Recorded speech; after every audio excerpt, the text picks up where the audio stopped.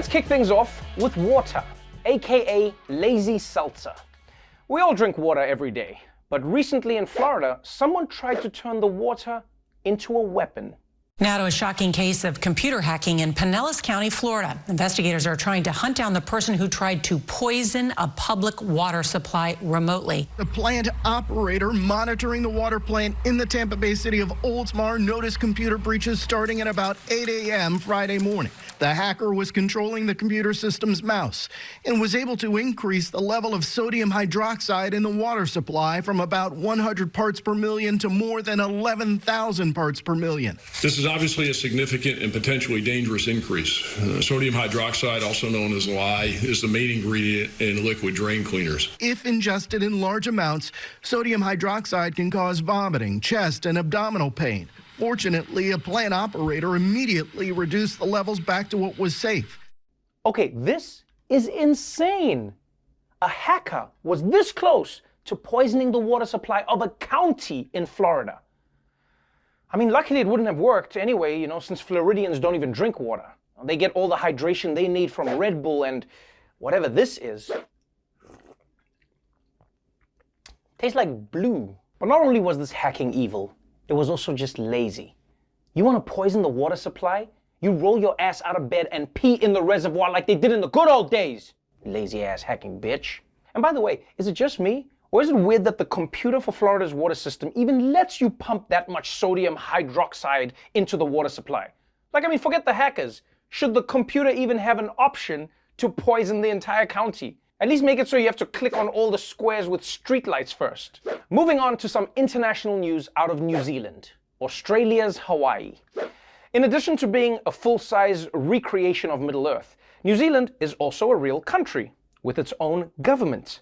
And yesterday, a meeting of Parliament broke out into a fight over what it really means to show respect.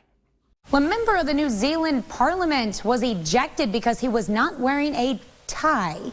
Rariri Watiti, the co-leader of the country's Maori party, was asked to leave the chambers on Tuesday. It's all because of a tie mandate for male lawmakers. Watiti was wearing a traditional greenstone necklace that he says is a nod to his native people. As you can clearly see, this attire is business attire as far as I'm concerned. That is not part of my culture, ties, and it's forcing the indigenous peoples into wearing what I described as a colonial noose.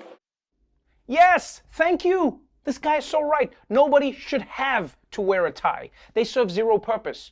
That's why instead of wearing a tie, I just wrap a fruit by the foot around my neck. If I'm going to be uncomfortable, I'm at least going to get my snack on. Also, why would you want to make this man wear a tie? Ties were invented so that boring guys could try and look more interesting. Oh, look, I have a thing around my neck. This man has those amazing traditional tattoos. He doesn't need to be more interesting with a thing. You don't want to distract from that with a lame-ass tie. It's like making The Rock wear mom jeans. And look, I get that in the past, neckties served a very important purpose. They were used to point to a guy's penis. But guys, it's 2021. We figured out where the penis is. We can get rid of the arrows now. If you ask me, ties are more trouble than they're worth.